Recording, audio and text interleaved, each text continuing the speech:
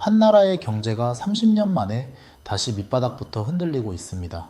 그 주인공은 안타깝게도 바로 우리가 살고 있는 대한민국입니다. 1997년 IMF 외환위기가 예고 없이 쾅 하고 터진 폭탄이었다면 2026년 지금 우리가 마주한 위기는 소리 없이 지갑 속에 돈을 녹여버리는 무색무취의 독가스와 같습니다.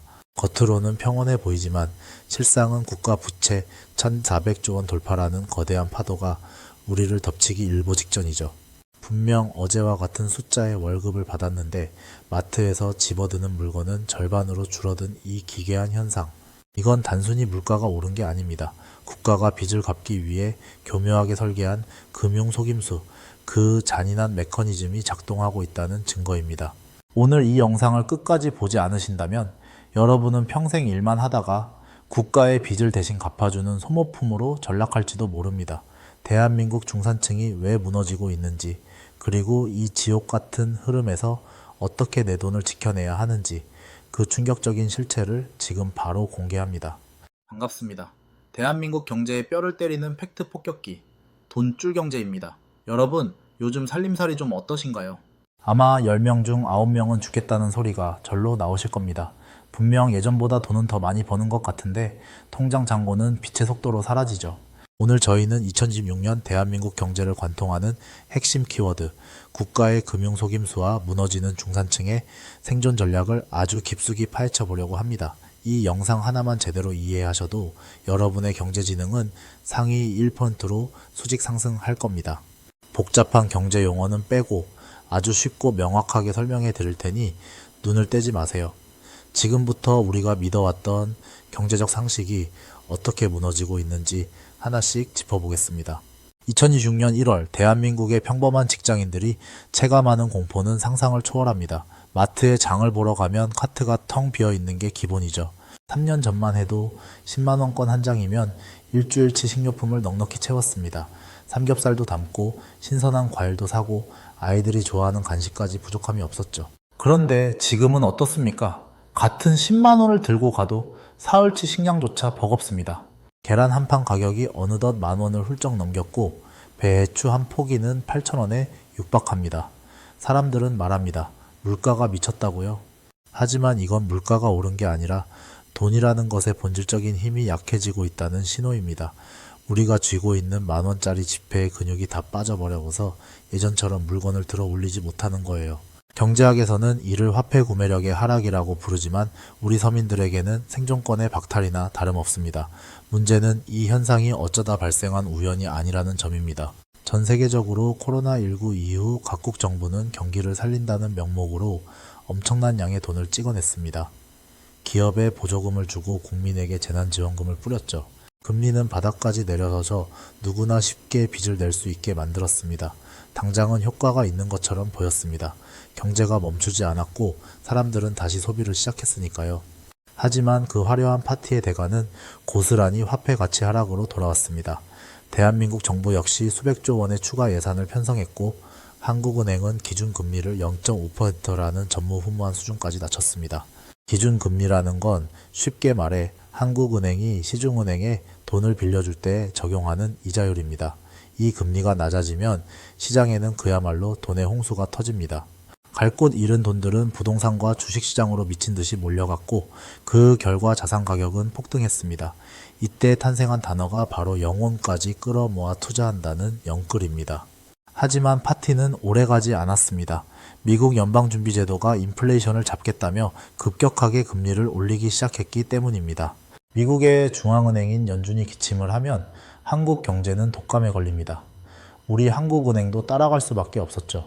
종조 5%였던 기준금리가 어느덧 3.5%까지 치솟았고 월 50만원이던 대출이자는 월 150만원, 200만원으로 뛰었습니다.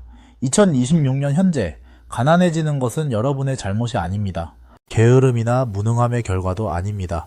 국가가 경제를 운영하는 방식, 그 안에 숨겨진 구조적인 메커니즘이 성실한 사람들의 주머니를 털고 있는 것입니다. 열심히 일하고 한 푼, 두 푼 저축한 사람일수록 더 큰 피해를 보는 이 역설적인 상황, 이것이 바로 우리가 마주한 금융 속임수의 첫 번째 얼굴입니다. 그렇다면 국가는 이 산더미 같은 빚을 어떻게 갚을까요? 가장 정직한 방법은 국민에게 세금을 더 걷는 겁니다. 하지만 이건 정치적으로 너무 위험합니다. 세금을 올리면 국민들이 반발하고 표를 잃게 되니까요. 그래서 정부가 선택하는 두 번째 방법이 바로 돈을 더 찍어내는 것입니다. 중앙은행이 국채를 사들이면 정부는 새로운 돈을 손에 쥐게 됩니다. 여기서 국채란 정부가 돈을 빌리면서 발행하는 빈문서입니다. 이 돈으로 빚을 갚으면 장부상으로는 부채가 줄어드는 것처럼 보입니다. 그러나 여기에 거대한 함정이 있습니다. 돈을 많이 찍어내면 시중에 돈이 넘쳐나게 되고 결국 물가가 오르는 인플레이션이 발생합니다. 국가 입장에서는 빚의 실질 가치가 줄어드는 효과가 있습니다. 10년 전에 빌린 100억 원은 인플레이션을 거치고 나면 지금의 70억 원 정도의 가치밖에 안 되기 때문입니다. 이를 경제학에서는 금융 억압이라고 부릅니다. 국가가 인플레이션을 은밀하게 유도하여 부채 부담을 줄이는 고도의 전략입니다. 표면적으로는 세금을 올리지도 복지를 줄이지도 않았기에 아무 일도 없는 것처럼 보입니다. 하지만 국민들의 저축같이 조용히 녹아내리고 있습니다. 마치 냄비 속의 개구리처럼 뜨거워지는 물 온도에 적응하다가 결국 삶아지는 꼴이죠. 이 방식의 가장 큰 피해자는 누구일까요? 바로 현금을 많이 가진 사람들입니다. 은행에 예금을 넣어둔 사람, 적금을 꾸준히 부은 사람, 연금을 기다리는 은퇴자들입니다. 이들은 평생을 성실하게 일하고 저축했지만 그 자산의 가치가 매년 증발하는 것을 지켜볼 수밖에 없습니다. 은행 이자가 3%인데 물가가 5% 오르면 실제로는 2%씩 손해를 보는 셈이니까요. 반면 빚을 많이 진 국가와 기업들은 상대적으로 유리해집니다. 이것이 국가가 여러분에게 말해주지 않는 가장 잔혹한 진실입니다. 2026년 대한민국 국가 부채는 1045조 원을 넘어섰습니다. 우리 국민 전체가 1년 동안 버는 돈의 절반이 넘는 규모입니다. 매년 내야 하는 이자만 수십조 원입니다. 세금을 올릴 수도 지출을 줄일 수도 없는 정부가 선택할 길은 오직 하나, 돈의 가치를 떨어뜨려 빚을 녹이는 것뿐입니다. 자, 이제 이 소름 끼치는 속임수가 어떻게 여러분의 삶을 파괴하고 있는지, 그리고 이 지옥에서 탈출할 방법은 무엇인지 더 깊게 들어가 보겠습니다. 국가가 설계한 금융 억압의 톱니바퀴 아래에서 가장 먼저 비명을 지르며 으깨지고 있는 사람들이 있습니다. 바로 2020년부터 2021년 사이 대한민국을 휩쓸었던 영끌 광풍의 주인공들입니다. 영혼까지 끌어모아 빚을 낸다는 이 단어는 당시 젊은 세대에게는 생존을 위한 마지막 동아줄처럼 여겨졌습니다. 집값이 미친 듯이 오르던 시절, 지금 사지 않으면 영원히 서울 하늘 아래 내 몸 뉘일 곳 하나 없을 것이라는 공포가 30대와 40대를 사로잡았습니다. 당시 신혼부부들은 부모님께 손을 벌리고 신용대출까지 영혼까지 탈탈 털어 5억 원, 6억 원의 대출을 받아 아파트를 샀습니다. 그때는 그것이 가장 합리적이고 똑똑한 선택처럼 보였습니다. 금리는 2%대로 낮았고 자고 일어나면 집값이 수천만 원씩 올랐으니까요. 대출 이자보다 집값 상승분이 훨씬 컸기에 1년만 버티면 수억 원을 버는 것 같았습니다. 부동산 커뮤니티에는 성공 후기가 넘쳐났고 집을 사지 않은 사람들은 벼락거지라며 조롱받던 시대였습니다. 그러나 2026년 현재 그 화려했던 성공 신화는 잔혹한 잔혹사로 변했습니다. 인플레이션을 잡기 위해 전 세계 중앙은행이 금리를 올리기 시작하자 상황은 180도 급변했습니다. 한국은행의 기준금리가 3.5%를 넘어 시중대출 금리가 6%, 7%를 넘나들면서 변동금리로 대출을 받았던 영끌족들의 이자 부담은 2배, 3배로 폭등했습니다. 여기서 우리가 깨달아야 할 뼈아픈 교훈이 있습니다. 자산의 크기보다 훨씬 중요한 것은 바로 현금 흐름이라는 사실입니다. 영끌족들을 무너뜨린 것은 집값이 조금 떨어졌기 때문이 아닙니다. 매달 내 통장에서 빠져나가는 현금의 균형이 무너졌기 때문입니다. 집값이 15억 원이라 해도 내 지갑에 당장 쓸 돈 10만 원이 없다면 그것은 자산이 아니라 감옥입니다. 실제 사례를 하나 들어보겠습니다. 서울 외곽에 9억 원짜리 아파트를 산 30대 중반의 어떤 부부는 매달 원리금으로만 450만 원을 지출하고 있습니다. 부부 합산 월급이 600만 원인데 이자를 내고 나면 남는 돈은 고작 150만 원입니다.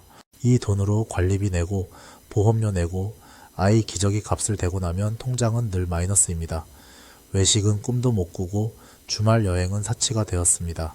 아내는 아이를 맡기고 파트타임 일을 시작했고 남편은 퇴근 후 배달 부업을 띱니다. 그런데도 집값은 오를 기미가 보이지 않고 거래는 절벽입니다. 팔고 싶어도 사려는 사람이 없으니 꼼짝없이 은행의 노예가 되어버린 것입니다. 이것이 바로 금융 속임수가 설계한 가장 잔인한 덫, 현금 흐름의 함정입니다. 여러분 명심하세요. 자산은 팔아야 내 돈이 되지만 빚은 매달 내 살점을 떼어갑니다. 하지만 개인의 비극은 여기서 끝나지 않습니다. 대한민국 경제 시스템 전체를 송두리째 흔들 수 있는 진짜 거대한 뇌관은 따로 있습니다. 바로 부동산 프로젝트 파이낸싱, 줄여서 PF라고 부르는 영역입니다. 이 PF 위기가 무서운 이유는 개인 몇 명의 파산으로 끝나지 않고 금융 시스템 전체를 마비시킬 수 있기 때문입니다. 프로젝트 파이낸싱이란 쉽게 말해 건물을 짓기 전에 미래의 수익을 담보로 미리 엄청난 돈을 빌리는 방식입니다. 건설사가 아파트를 짓겠다고 계획만 세우면 금융사들이 수천억 원을 빌려줍니다. 나중에 분양해서 빚을 갚으라는 조건이죠. 경기가 좋을 때는 아무 문제가 없었습니다. 분양만 하면 완판이었으니까요. 하지만 지금처럼 고금리와 고물가로 분양시장이 얼어붙으면서 이 거대한 공중누각이 무너져 내리고 있습니다. 이미 2024년부터 지방의 중소건설사들은 줄도산하기 시작했습니다. 분양이 안 되니 대출 이자를 못 갚고 이자를 못 갚으니 부도가 나는 악순환입니다. 2025년 한 해 동안 폐업을 신고한 종합건설사가 600개를 넘어섰고 전문 건설사는 2,600개가 넘었습니다. 통계 작성 이후 최대 규모의 학살극이 벌어지고 있는 것입니다. 번 돈으로 이자도 못 내는 좀비 건설사들이 전체의 44%에 달합니다. 1997년 외환위기 때도 대기업들이 무리하게 빚을 내 사업을 확장하다가 도미노처럼 무너졌던 것을 기억하십니까? 지금의 PF 위기는 그때의 기업 부채 위기와 구조적으로 너무나 닮아 있습니다. 건설사가 무너지면 하도급 업체들이 줄도산하고 그들에게 돈을 빌려준 저축은행과 증권사들이 위험해집니다. 금융사들이 손실을 감당하지 못하면 결국 여러분이 맡긴 예금을 돌려주지 못하는 상황이 올 수도 있다는 뜻입니다. 정부가 PF 연착륙을 위해 수십조 원의 자금을 쏟아붓고 있지만 이는 밑빠진 독에 물붓기입니다. 근본적인 금리 인하와 경기 회복 없이는 터지는 풍선을 테이프로 막는 것에 불과합니다. 특히 수도권이 아닌 지방의 건설 현장들은 이미 유령 도시처럼 변해가고 있습니다. 이런 위기 속에서 언론은 연일 부동산 가격 하락을 보도하며 공포를 조장합니다. 하지만 여기서 우리는 숫자의 착시에 속지 말아야 합니다. 뉴스에서 말하는 집값 하락은 명목 가격의 하락일 뿐입니다. 하지만 화폐 가치가 떨어지는 속도를 감안하면 실질적인 자산 가치의 변동은 전혀 다른 이야기를 하고 있습니다. 똑같은 10억 원짜리 아파트라도 3년 전의 10억 원과 지금의 10억 원은 그 무게가 완전히 다릅니다. 국가가 돈을 찍어내어 부채를 녹이는 동안 실물 자산인 부동산의 가격은 숫자로만 낮아지는 것처럼 보일 뿐 실제 가치는 공급 절벽과 맞물려 기괴한 왜곡 현상을 만들어내고 있습니다. 공급은 줄어드는데 화폐 가치는 하락하고 대출 이자는 치솟는 이 진퇴양난의 상황. 이것이 2026년 대한민국 부동산 시장의 민낯입니다. 지금은 단순히 집값이 오르냐 내리냐를 따질 때가 아닙니다. 내 자산이 원화라는 썩은 동아줄에만 묶여 있는 것은 아닌지, 내 현금 흐름이 이 거대한 쓰나미를 견딜 수 있을 만큼 튼튼한지 냉정하게 점검해야 할 때입니다.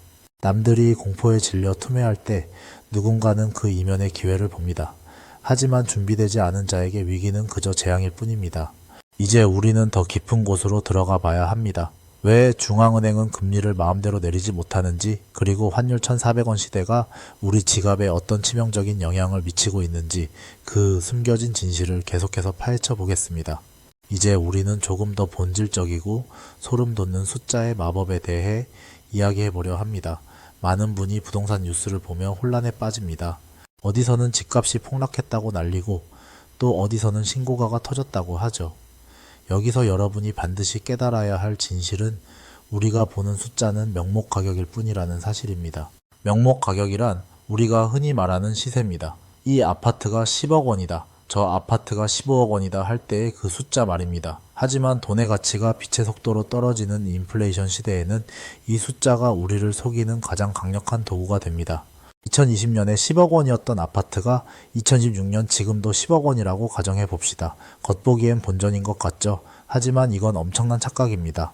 지난 몇 년간 화폐 가치가 30% 하락했다면 2020년에 10억 원은 현재 가치로 최소 13억 원이 되어야 본전입니다.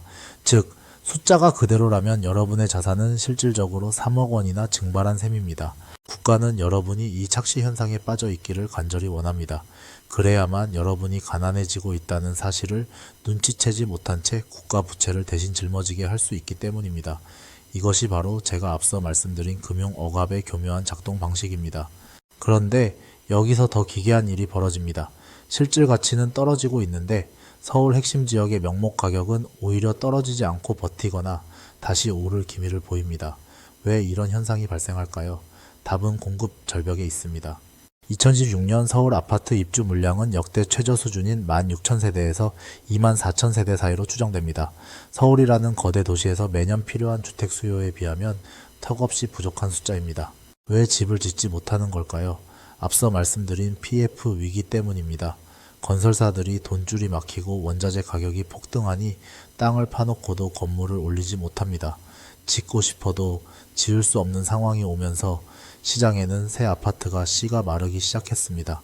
돈의 가치는 떨어져서 실물 자산의 가격은 올라가려 하는데 물건인 아파트 공급까지 줄어드니 가격이 하방 경직성을 갖게 되는 겁니다. 결국 돈의 가치가 떨어지는 만큼 집값이 숫자로라도 버텨주는 현상이 발생하고 무주택자들은 집값이 떨어지기만을 기다리다가 오히려 화폐 가치 하락의 직격탄을 맞게 됩니다. 이것이 2026년 부동산 시장이 우리에게 주는 가장 잔인한 메시지입니다. 숫자에 속지 말고 본질을 봐야 합니다. 내가 가진 자산이 인플레이션을 방어하고 있는지 아니면 조용히 녹아내리고 있는지 말이죠. 자, 그렇다면 이 모든 혼란의 주범인 금리는 대체 어떻게 되는 걸까요? 많은 사람이 금리가 빨리 내려가기만을 목 빠지게 기다리고 있습니다. 금리가 내려가면 대출 이자 부담도 줄고 집값도 다시 오를 것이라 믿으면서요. 하지만 냉정하게 말씀드리겠습니다. 우리가 기억하던 제로금리의 시대는 다시는 오지 않습니다. 전문가들은 이를 고금리 뉴노멀이라고 부릅니다. 예전에는 낮은 금리가 정상이었지만 앞으로는 높은 금리가 정상인 시대가 왔다는 뜻입니다. 미국의 상황을 보면 명확해집니다. 미국 정부의 부채는 35조 달러, 우리 돈으로 5경 원에 육박합니다. 매년 이자만 1조 달러 넘게 내야 하는 미국 정부 입장에서도 금리를 낮추고 싶겠지만 함부로 내릴 수 없습니다. 금리를 확 내렸다가 인플레이션이 다시 살아나면 달러의 패권 자체가 흔들릴 수 있기 때문입니다. 한국은행의 입장은 더 절망적입니다. 미국보다 금리를 많이 내리면 어떻게 될까요? 한국과 미국의 금리 차이가 벌어지면 외국인 투자자들이 한국 시장에서 돈을 빼 미국으로 도망갑니다. 달러를 사서 미국에 투자하는 게 더 안전하고 이자도 많이 주니까요. 그러면 원화 가치는 똥값이 되고 환율은 폭등합니다. 실제로 2016년 초 원달러 환율은 1,400원대를 훌쩍 넘기며 외환 위기 이후 최고치를 기록했습니다. 환율이 오르면 수입 물가가 오르고 이는 다시 국내 인플레이션을 자극합니다. 결국 한국은행은 경기를 살리기 위해 금리를 내리고 싶어도 환율 때문에 내리지 못하는 진퇴양난에 늪에 빠져 있습니다. 결국 고금리와 고환율이 공존하는 이 기괴한 시대가 2026년의 새로운 표준이 되었습니다. 대출 이자 부담은 줄어들지 않고 내가 가진 원화 자산의 가치는 국제적으로 계속해서 하락하는 이 이중고의 시대. 과거처럼 초저금리가 모든 문제를 해결해 줄 것이라는 막연한 기대는 독이 될 뿐입니다. 이제 우리는 국가가 모든 것을 해결해 주지 않는다는 사실을 인정해야 합니다. 국가는 시스템을 살리기 위해 인플레이션을 용인할 것이고 그 과정에서 성실하게 저축하고 원화만 쥐고 있던 사람들은 가장 먼저 도태될 것입니다. 각자 도생의 시대, 누가 내 치즈를 옮겼는지 원망하기 전에 내가 먼저 새로운 치즈를 찾아 나설 준비를 해야 합니다. 환율 1,400원 시대라는 것은 단순히 해외여행 가기 힘들어졌다는 의미가 아닙니다. 우리가 가진 모든 자산이 국제적으로 30% 이상 할인당하고 있다는 무서운 경고입니다. 원화 자산에만 모든 것을 걸고 있는 것은 구멍난 배를 타고 태평양을 건너겠다는 것과 다름없습니다. 이제 우리는 대한민국이라는 울타리를 넘어 더 넓은 시야로 자산을 바라봐야 합니다. 왜 부자들이 달러를 사고 미국 국채를 모으는지, 왜 그들이 위기 속에서도 자산을 불려나가는지 그 비밀을 알아야 합니다. 이 지독한 경제적 굴레를 끊어내고 진짜 부의 기회를 잡는 법, 그 마지막 생존 전략을 이제부터 하나씩 공개하겠습니다. 드디어 마지막이자 가장 중요한 생존의 열쇠를 쥐어드릴 시간입니다. 지금까지 우리는 국가가 어떻게 화폐 가치를 녹여 빚을 탕감하는지, 영글족들이 왜 현금 흐름의 늪에 빠졌는지, 그리고 부동산 PF라는 시한폭탄이 우리 금융 시스템을 어떻게 위협하고 있는지 아주 처절하게 살펴봤습니다. 이제 결론은 명확합니다. 대한민국이라는 울타리 안에서 예전처럼 성실함 하나만 믿고 살아가기에는 세상이 너무나 영악하게 변해버렸습니다. 환율 1,400원 시대, 이것은 단순히 여행 경비가 비싸졌다는 뜻이 아닙니다. 여러분의 전 재산이 원화라는 이름의 주식에 100% 몰빵되어 있으며 그 주식의 가치가 국제 무대에서 매일같이 깎여 나가고 있다는 무서운 경고입니다. 여러분, 우물 안의 개구리 자산 관리에서 이제는 벗어나야 합니다.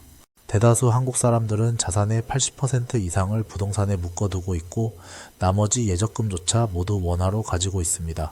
만약 대한민국 경제라는 배에 구멍이 나면 여러분의 모든 자산은 한꺼번에 가라앉게 됩니다. 하지만 진짜 부자들은 다릅니다. 그들은 환율이 1,100원일 때나 1,200원일 때나 꾸준히 달러를 사모았습니다. 왜 그럴까요? 달러는 단순히 외국 돈이 아니라 전 세계 경제의 보험이기 때문입니다. 한국 경제가 흔들리고 환율이 치솟을 때 원화 자산의 가치 하락을 완벽하게 방어해주는 유일한 수단이 바로 달러입니다. 실제로 2023년에 똑같이 5억 원을 가진 두 사람의 운명이 2026년에 어떻게 갈렸는지 보십시오. 원화 예금에만 넣어둔 사람은 물가 상승과 환율 폭등으로 인해 실질 구매력이 30% 이상 증발했습니다.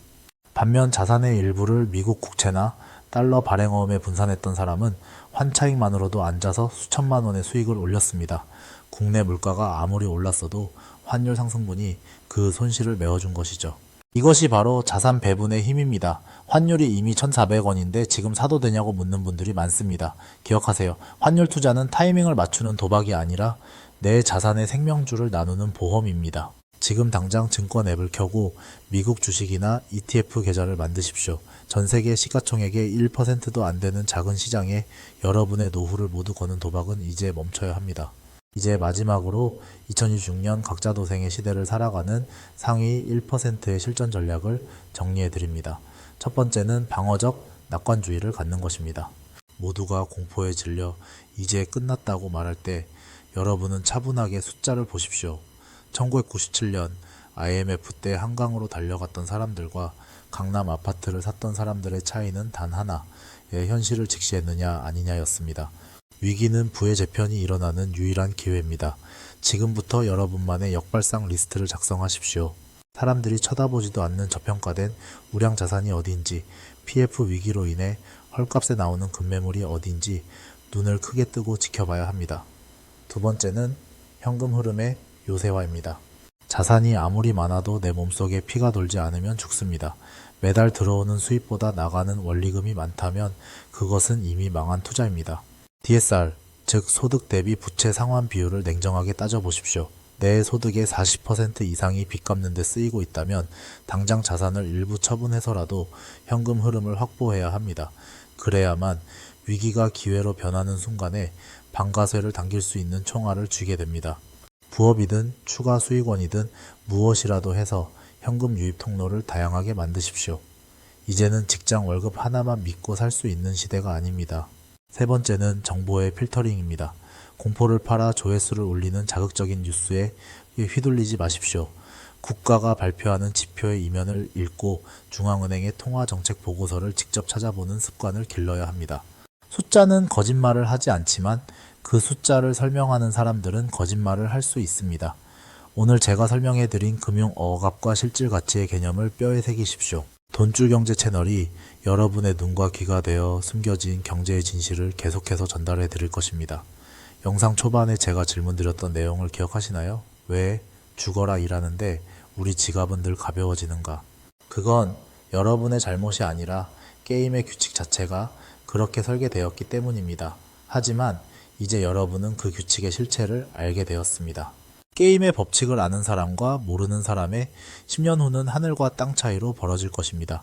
2026년 이 거대한 부의 재편 시기에 여러분은 피해자로 남으시겠습니까? 아니면 새로운 시대의 승자가 되시겠습니까? 선택은 오직 여러분의 몫입니다. 정보를 아는 것만으로는 부자가 될 수 없습니다. 알고 나서 즉시 행동하는 사람만이 경제적 자유라는 열매를 맺습니다. 오늘 이 영상을 끝까지 보신 분들은 이미 상위 5% 안에 들어오신 겁니다. 이제 나머지 4%를 채우는 것은 여러분의 실행력입니다. 오늘 당장 여러분의 자산 포트폴리오를 점검하고 단 $10라도 달러 자산을 사는 것부터 시작해 보십시오. 그 작은 시작이 훗날 거대한 쓰나미로부터 여러분의 가정을 지켜줄 방파제가 될 것입니다. 다음 영상에서는 오늘 다룬 위기 시나리오 속에서도 독보적으로 치고 나갈 수 있는 구체적인 투자 섹터와 종목들을 깊이 있게 분석해 드리겠습니다. 인플레이션 시대에 살아남는 주식과 망하는 주식은 극명하게 갈립니다. 그 비법을 놓치지 않으시려면 지금 구독과 좋아요, 알림 설정 꼭 눌러주시기 바랍니다. 댓글로 여러분이 현재 겪고 있는 경제적 고민이나 궁금한 점을 남겨주시면 정성껏 답변해 드리고 다음 영상에 반영하겠습니다.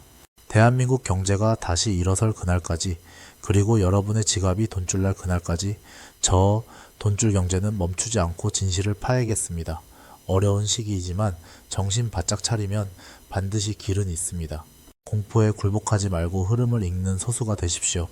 오늘 영상 시청해 주셔서 진심으로 감사합니다. 저는 다음 더 유익하고 강력한 영상으로 돌아오겠습니다.